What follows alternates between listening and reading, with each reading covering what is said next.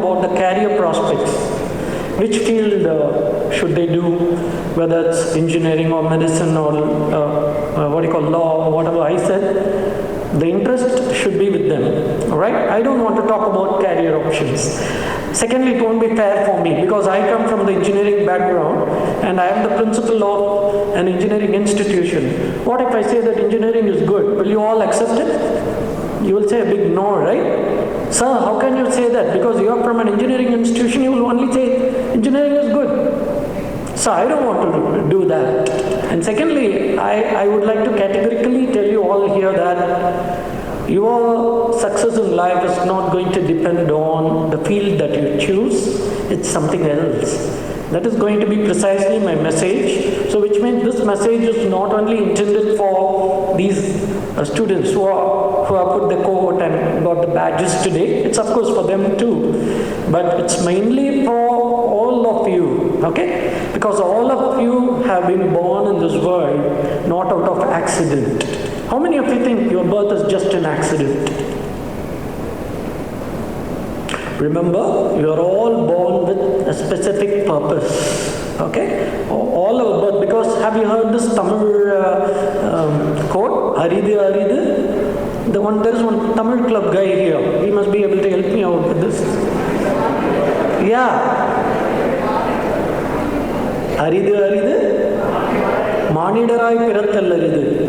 Manidarai pirappinum. What? See, we are all in Tamil Nadu and we are all, yes please. Beautiful. Please, very nice, very nice. This is in chaste Tamil, so I'll translate it for you in colloquial Tamil. Porakadle manishangala porakadendradhu vandu, I hope you can all understand and appreciate Tamil. Okay, well and good. பொறக்கிறதுலே மனுஷனா பொறக்கிறது ரொம்ப ரொம்ப கஷ்டம். So we can be born as anything, right? You can be even born as an animal, but we have taken birth as a human beings. Even though you are born as a human being, to be born without any deformity, that's what he said. Manidai pirappinum pedu ningi pirathal aridu, without any deformities. We see so many people, right? Of course, it doesn't mean that all those people who are probably special people are let down by the God. No, not that way. They have got much more talents and capabilities than what we have, right? Let's not get into that philosophy today. But what I'm trying to tell you is, to be born as a human being is not as an accident. You are all born with a specific purpose, okay? For now, you can just take that this purpose is to do something concrete to the society so that, you will be very happy and live a very blissful life. Okay, yeah, I've done something good, right? That feeling should be there on the last day or when you get old, okay, whatever. Fine. So, what is that now these guys are going to do and you are going to do? You say that's they are leaders, so they have some more command and control. Whereas what are we going to do? We are just ordinary students. We are just wearing the dresses. By the way, I belong to the yellow house, so cheer up for yellow house, okay? That time yellow house used to be a very powerful house. We used to have a lot of talented people, okay? Now my color is, my favorite color is my daughter's color. Okay, so colors change. That point of time I had yellow as my favorite. Now whatever my daughter says, that's my favorite. Or my wife says, that's certainly going to be my favorite. Right? There is no second option for me. Right. So I'll just quickly sum up by saying, what is that you need to do? Whether these people are specially created by God or specially identified by our school, whether we are all not like that, no. Even though they are wearing coat and they may be a little more talented and probably have shown their talent in a better way, that they have been selected today. Especially congratulations to Mr. Inigo and Arunita, right? They have been able to come out and able to showcase their talents, because of which they have been recognized today. The same kind of talent is with all the people. But my question to the leader is, please take this very important and beautiful quote, okay? You are all leaders today, right? You are all considered to be leaders, because at least lead your group of people. So who is a leader? A leader is someone who is not respected because of his or her power, right? You're not only expected to exercise your command and be in control of people, but you are supposed to empower others. The way in which you guys have been recognized, you have to teach every one of them to know how they should also, they are able to, they should come out and show their talents. You should be able to teach them what you are able to do to others. This is what is the meaning of empowering. Then you will be doubly respected. Because with power, you can just exercise control over the people for some time. You can say, sit here, go there, I'm the leader. This is what used to happen in NCC and all, no? Because for NCC, discipline is a must. They need to show all their things through the discipline. Whereas, in general, any leader is respected because of his ability to empower others, and not because of his power. Remember, power can be tolerated for some time, but after some point of time, people will say, no, this guy is, no, I cannot tolerate him. Right? Now, the last message is for the rest of you. So whether they are having something more, or whether all of us are having something in common, that's what I said. No one is inferior here, no one is superior here. For all of us, God has endowed us with the same kind of abilities. So what it takes for you to come out and, be there in the limelight. Any of you can come here. And of course, when I say here, why I'm very specially talking about this stage today is to be invited to an alma mater, okay, especially after a period of 40 years, where so many thousands and thousands of students have passed out. The HM has recognized that there is one soul called Ganesh who is there somewhere, and let's call him for this particular thing. I'm very much grateful, because to come back to the alma mater is like the mother calling you back to her lap, right? That's exactly the same feeling I have. I have really, a lot of sentimental attachment to both my alma maters, SVC as well as MCC.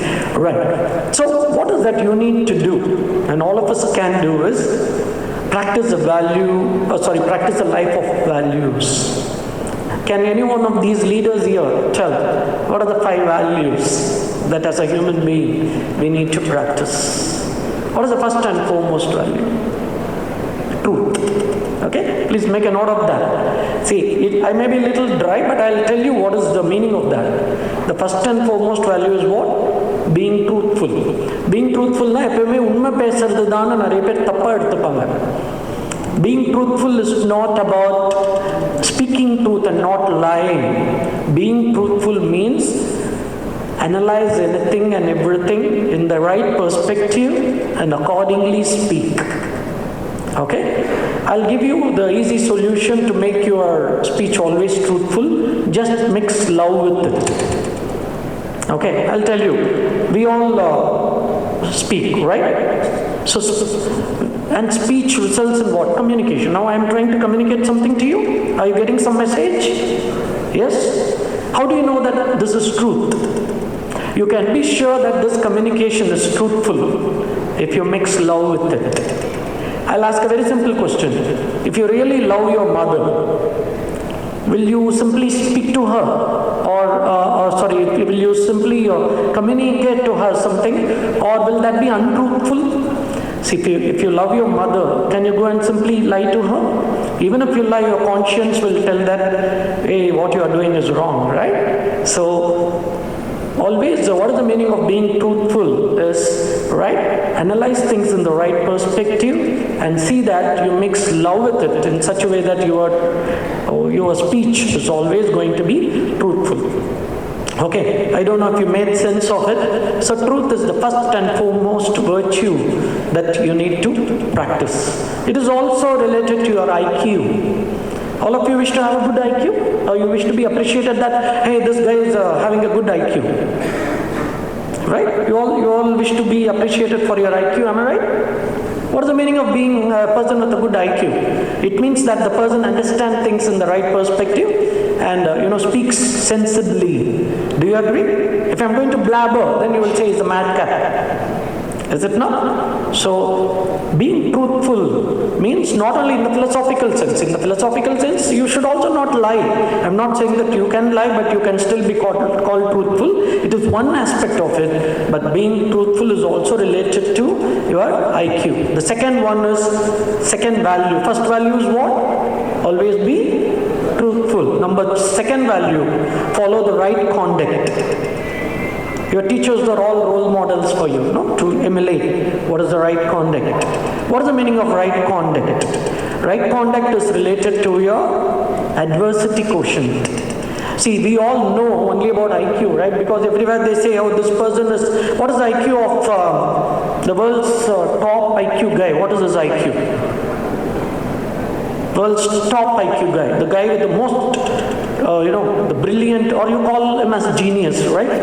What is the IQ level of the most genius person on earth? The level, I'm talking about the numbers, not leave out the name of the person, because most of them are foreigners. Very recently, one girl has come from the Indian origin. I believe her name is Vilasini. Did you come across the girl's name?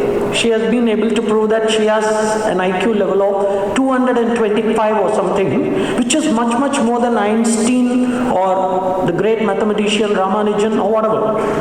What I'm trying to tell you is, when you have high IQ, you expect people to appreciate you. But remember, this IQ part of us as a being is only 25% of it.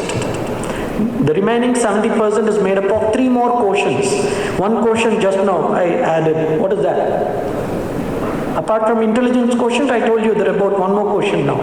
What is that? Adversity quotient. What is it? Can anyone make sense of adversity quotient?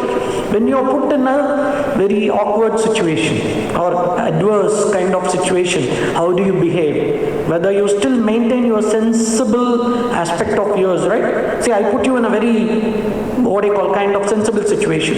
Imagine there is chaos everywhere. You have all heard about the recent earthquake in which Turkey, right? Turkey had a very bad earthquake. What happened? Immediately after that, in that town where the earthquake happened, there was no food. There was no, proper amenities made available to the people of the town which had this earthquake. So what did people do? It is an adverse situation, right? Do you agree? Or a calamity, right? Something which we don't expect generally this to happen. Under that situation, what does the person do? To get his food, he just goes and steals, right? Wherever he breaks open the shops, he gets whatever he likes, because you can't buy anything with the money there. However rich you may be, there is no food anywhere. So wherever you get it, people started stealing. This is an adverse situation. This is adverse behavior. But my question is, as a good human being, will you follow this conduct? Imagine you are put in a very adverse situation. Let's pray that such situation should not arise. But imagine you are put in that situation. Will you still go and kill someone? Will you go and steal? Will you go and do something wrong? No. At least as true believer of religion. See, that's where religions are. They put us under the proper path, right? You are a human being. You are supposed to do good things.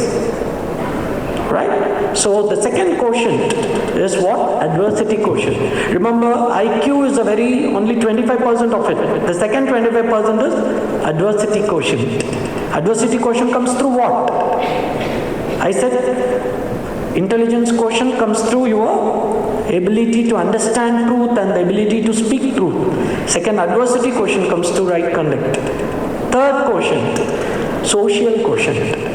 I'm very happy that this is a big group and this group is maintaining very good social behavior.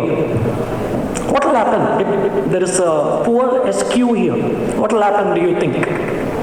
If imagine this crowd, the people have got a very low level of social quotient. Make some guesses. Then what will happen? If someone is going to, accidentally, if someone touches the next person, hey, why do you touch me? Come on. Is it not? There will be utter chaos everywhere. This is what is precisely happening outside. Wherever when you go outside, what people are talking has so much of discrimination in terms of religion, caste, creed, whatever, blah, blah, blah. We are not bothered about that. As good human beings, you should have the third level of quotient, which is called as what? What quotient? Social quotient. Because we are all social animals, right? We have to be together. Can one single man get everything in life? Who made this coat for you? Did you make it yourself? Did you knit it? No. You sought the help of tailor. Who made this badge for you? Who has made these shoes for us? Who made this, what do you call this, lectern? Whatever. See, there are so many people who is giving us food. The farmer. Alright? Remember, the third aspect is social quotient. இதுவரைக்கும் எல்லாருக்கும் தெரியுமா இந்த quotient எல்லாம்? We have been only focusing on which quotient? Intelligence quotient. But very unfortunate that intelligence quotient can be wiped out in like a bubble. Imagine, now when I am speaking, something is going to fall on my head. The next moment all these quotients will be wiped off. Probably my intelligence quotient will become what? 0 if I become a madman, right? Yes or no? So don't think that to be recognized as a good human being, to be recognized as someone who can come to the stage and be honored. We have ample examples around the world. Education alone will not bring you to the stage. Power alone will not bring you to the stage. All the other aspects also will bring you to the stage. This is precisely what I am trying to convey. So what are the 3 quotients I have covered so far? Can you all please tell in chorus? Coherence is not good. Poor social quotient. Come on, social quotient means what? Hey, come on, let's all say it together. Come on, first quotient. Intelligence quotient. Second quotient. Adversity quotient. Third quotient. Social quotient. And the last quotient is what? The last quotient is something called as the emotional quotient, EQ. What is an emotional quotient? As I said, social, someone is, trying to take away your part of your handle. Now this handle is shared by 2 people, right? Some people sit like this. Some people sit like this. Some people say, come on, go away. Right? Yes or no? Now when they do like that, how do you respond? If you say, if you're going to give me a kick, I'm going to give you a double kick with double strength, right? This is the kind of behavior, our own behavior reflects the emotional quotient. Remember, people with poor emotional quotient get provoked very easily.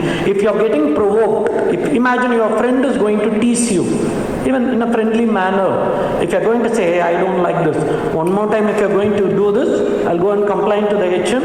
I'll go and complain to all the teachers. Someone like this, see, it can as well happen. I'm not saying that you should never ever complain. But I am trying to tell that life also teaches us tolerance. Right?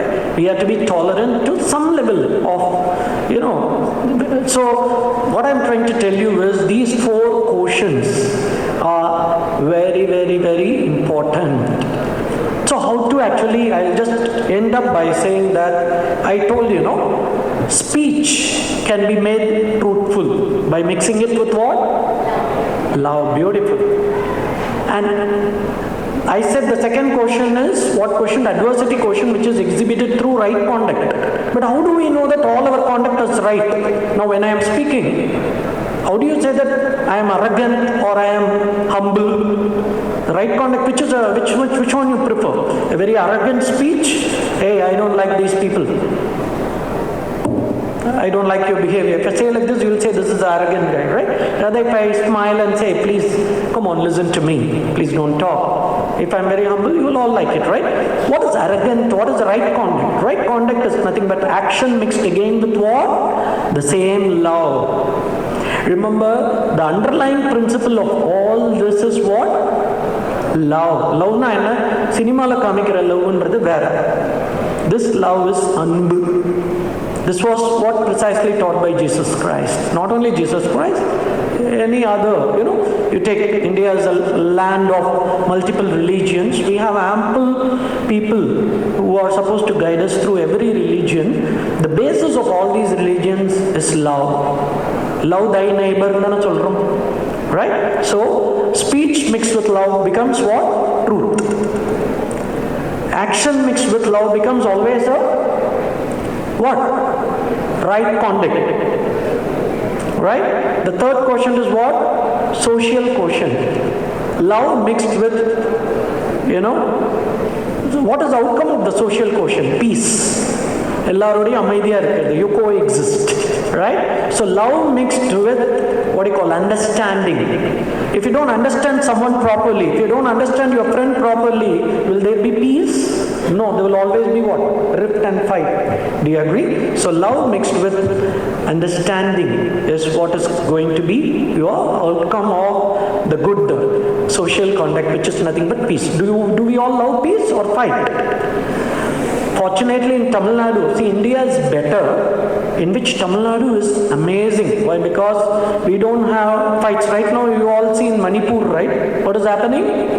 People are not going to schools, people are not going to colleges, the whole state is chaos.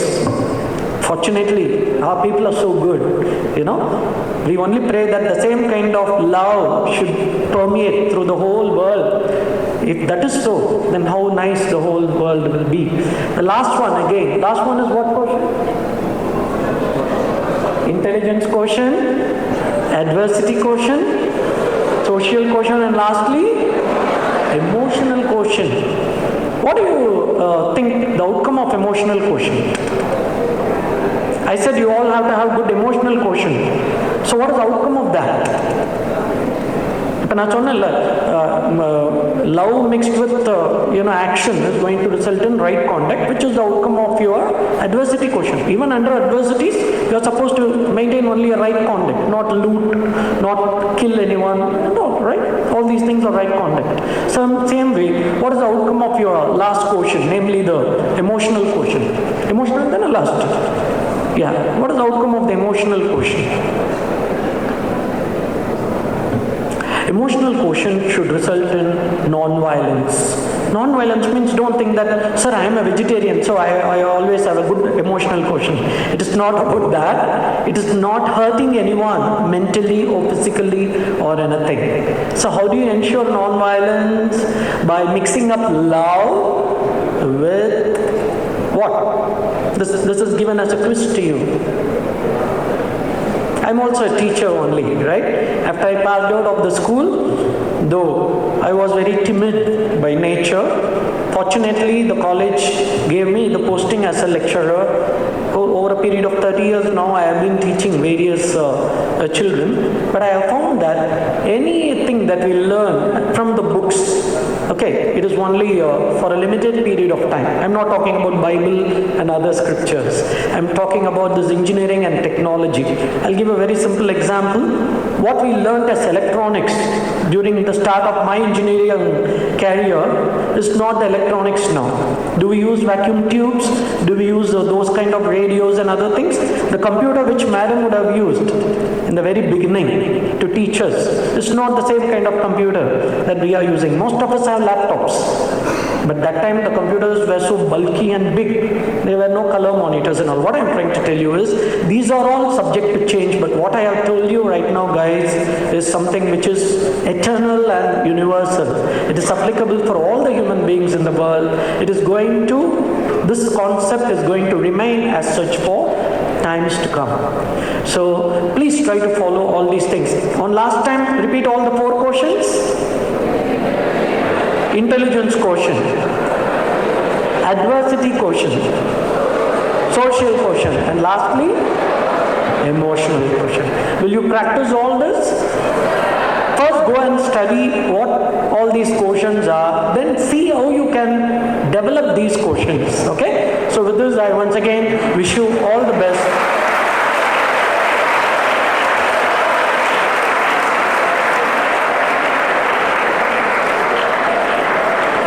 I don't understand what this clap is for. Appa, ipoda mudinjadiya. Adukka, illana, if it is a real appreciation, whatever it is, I am a man of better emotional quotient, so I take it in the positive sense. Thank you so much.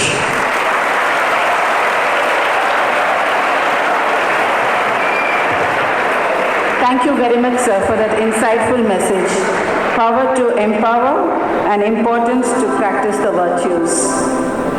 Now it's time to look up with gratitude to all who made this program a memorable and a successful event. I call upon our Assistant Headmaster, Mr. J.J. Cup, to present the vote of thanks.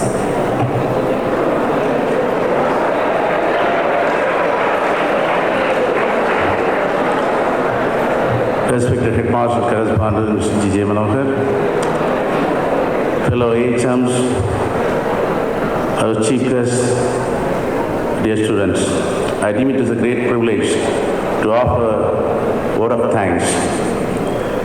First of all, I thank our Almighty God who enabled us to gather here today to celebrate this function in grand manner. Next, I thank our chief guest, Mr. Ganeshan Vaidyanathan Subramanian, Professor Dr. Ganesh Vaidyanathan Subramanian, amidst his busy schedule of taking care of his college, he readily accepted our invitation and participated here to grace this occasion. We do thank you, sir, from the depth of our heart. And next, I thank our headmaster and correspondent, who is a catalyst behind all the activities of this school, promoting in a good way. I do thank sir for your valuable efforts. Next, I thank all the HMs and teachers who has taken greater effort to conduct this function in grand way. I do thank every one of you. Lastly, not least, without you students, this function wouldn't have been a great success. I offer from the depth of my heart on behalf of our school and management, thanks. Thank you one and all.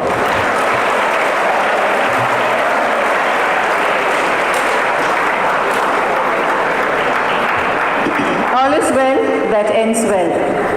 Now that we've come to the end of the program, let's stand up for a national anthem.